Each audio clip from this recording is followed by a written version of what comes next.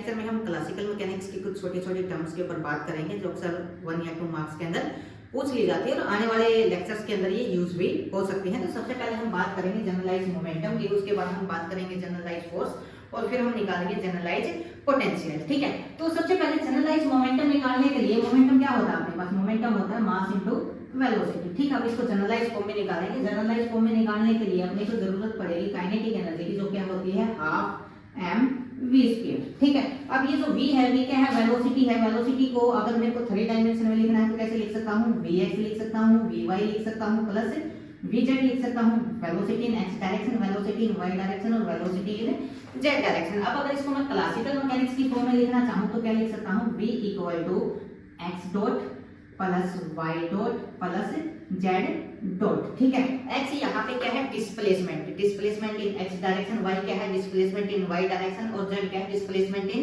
z direction. और इसके ऊपर ये जो डॉट लगाया है, डॉट टाइम डेरिवेटिव को रिप्रेजेंट करता है। ठीक है, और हम ये भी बोल सकते हैं कि क्लासिकल मैकेनिक्स में वेलोसिटी को हम डॉट से भी रिप्रेजेंट करके बताते हैं। अगर मैं डिस्प्लेसमेंट का टाइम डेरिवेटिव करूंगा तो क्या आ जाएगा? अपने पास वेलोसिटी आ जाएगा। तो वेलोसिटी की जगह हम ये वाली वैल्यू पुट कर देते हैं यहाँ पे, ये आ जाएगा t equal to half m v, हाँ ये आ जाएगा x डॉट का स्क्वायर प्लस y डॉट का स्क्वायर और z डॉट का स्क्वायर। ठीक है, अब अगर मैं इसको x के रिस्पेक्ट में, x डॉट के रिस्पेक्ट में अगर मैं इसको डेरिवेटिव करवा दूं, डिफरेंशिएट करवा दूं, तो ये आ जाएगा curly t by curly x dot और ये आ जाएगा, बाकी टर्म तो जीरो हो जाएंगी, 2 से 2 कैंसिल हो जाएगा, ये आ जाएगा m x डॉट। ठीक है, अब ये क्या है? x डॉट वेलोसिटी है। वेलोसिटी मास इनटू वेलोसिटी क्या होता है अपने पास? मोमेंटम होता है। तो हम इसको लिख सकते हैं curly t by curly x dot equal to px, momentum in x direction. अगर मैं इसको इन जनरल लिखना चाहूं तो इन जनरल हम इसको क्या लिख सकते हैं? ये लिख सकते हैं pi equal to curly t by curly q i, और डॉट है तो यहाँ पे डॉट लगा देंगे। ठीक है, ये आ जाएगा, ये आ गया अपने पास जनरलाइज मोमेंटम। ठीक है, उसके बाद हम बात करते हैं जनरलाइज फोर्स की। तो जनरलाइज फोर्स में क्या है? जनरलाइज फोर्स, अब अपने पास एक ब्लॉक है, ये अपने पास एक ब्लॉक है, इस ब्लॉक के ऊपर मैंने Fi फोर्स लगाया। फोर्स लगाऊंगा तो कुछ ना कुछ डिस्प्लेसमेंट होगा। डिस्प्लेसमेंट कितना मान लिया हमने? डेल आर आई, हमने इसके ऊपर डिस्प्लेसमेंट मान लिया फोर्स लगाने के बाद। तो हमने यहाँ पे लिखा if Fi force applied on the system then displacement is del r i। ठीक है, और इन जनरल अपने पास जो वर्क डन होता है वो वर्क डन क्या होता है? सो वर्क डन क्या हो जाएगा? w इक्वल टू Fi और डेल आर आई और summation equal to I equal to 1 to n। ये हमने वर्क डन लिख दिया। ठीक है, अब जो डेल आर आई है, आर आई की वैल्यू क्या होती है अपने पास? आर आई की वैल्यू होती है are I is the function of Q1 Q2 so on Qn। ठीक है, Q1 Q2 क्या हमारे पास जनरलाइज कोऑर्डिनेट है। अब अगर इसको मैं समेशन लेके लिखना चाहूँ तो समेशन लेके इस वाली टर्म को हम क्या लिख सकते हैं? इस वाली टर्म को हम लिख सकते हैं del R I equal to summation j equal to 1 to n, I वाला यहाँ पे यूज कर लिया है, ये आ जाएगा curly r i by curly q j और डेल क्यू जे।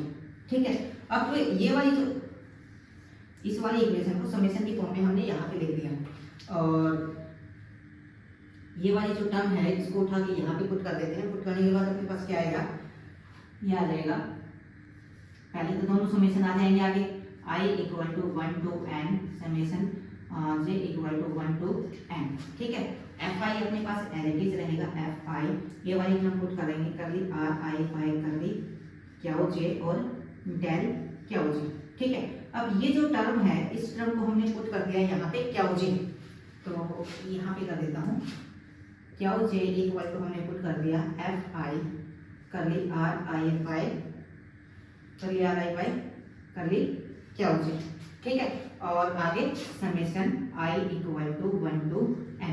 ठीक है, और ये जो क्यू जे है, क्यू जे को हमने नाम दे दिया यहाँ पे जनरलाइज फोर्स। ठीक है, तो ये आ जाएगा अपने पास summation j equal to 1 to n और ये क्याउ जे, और ये वाली टर्म रहती है डेल क्याउ जे। इसको हम बोल देंगे क्याउ जे को जनरलाइज फोर्स, जनरलाइज फोर्स। ठीक है, एक बार इसको नोट कर लीजिए। इसके बाद हम बात करेंगे जनरलाइज पोटेंशियल के ऊपर। तो जनरलाइज पोटेंशियल पे ही बात कर लेते हैं। इसको मैं साफ कर देता हूँ।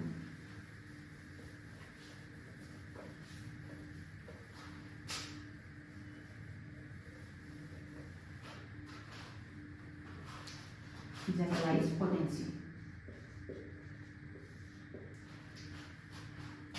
तो अब हमने जनरलाइज फोर्स तो निकाल लिया। अब हम बात करते हैं किसकी, जनरलाइज पोटेंशियल की। और जनरलाइज पोटेंशियल निकालने के लिए अपने पास बेसिकली दो कंडीशन होती है।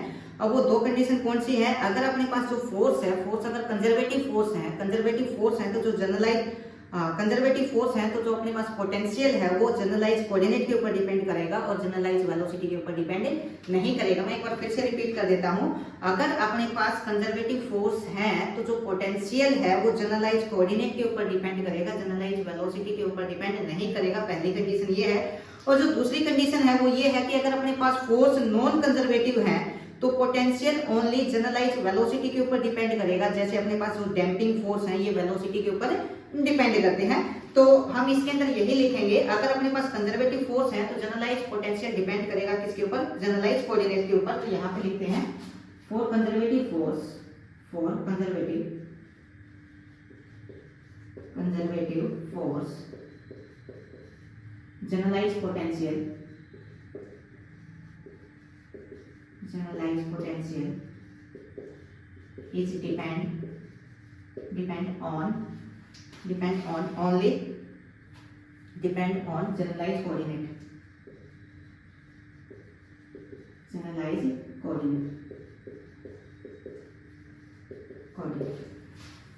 ठीक है। और ये हमने लिखा है u इक्वल टू और u is the function of generalize coordinate. u क्या है यहाँ पे, जनरलाइज पोटेंशियल है। ठीक है, अब नेक्स्ट में क्या है, अब अपने पास अगर कंजर्वेटिव फोर्स है, अगर अपने पास कंजर्वेटिव फोर्स है तो कंजर्वेटिव फोर्स का जो कर्ल है वो हमेशा क्या होता है, जीरो होता है। तो इसे हम किसी पोटेंशियल की ग्रेडियंट की फॉर्म में भी हम लिख सकते हैं। अपने को पता है जो कंजर्वेटिव फोर्स है उसका कर्ल क्या होता है, जीरो होता है। तो इसको हम किसकी फॉर्म में लिखेंगे, किसी के ग्रेडियंट की फॉर्म में हम इसको लिख सकते हैं। तो हमने लिखा del q j equal to, ये है negative of curly u by curly q j. ये हमने यहाँ पे क्या बताया है, अपने पास अगर कंजर्वेटिव फोर्स है तो कंजर्वेटिव फोर्स है तो इनका जो कर्ल है वो हमेशा क्या होता है, जीरो होता है। तो हमने इसको किसकी फॉर्म में लिख दिया, किसी की ग्रेडियंट की फॉर्म में यहाँ पे लिख दिया। अब हम बात करेंगे किसकी, नॉन, ये तो किसके लिए था, कंजर्वेटिव के लिए था। अब हम बात करेंगे नॉन कंजर्वेटिव के लिए। For non conservative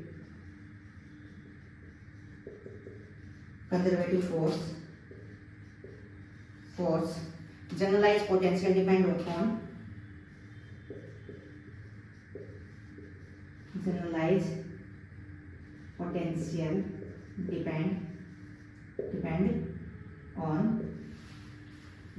generalise coordinate and generalize velocity. Generalize coordinate short में लिख दिया, generalize coordinate and generalize velocity. ठीक है,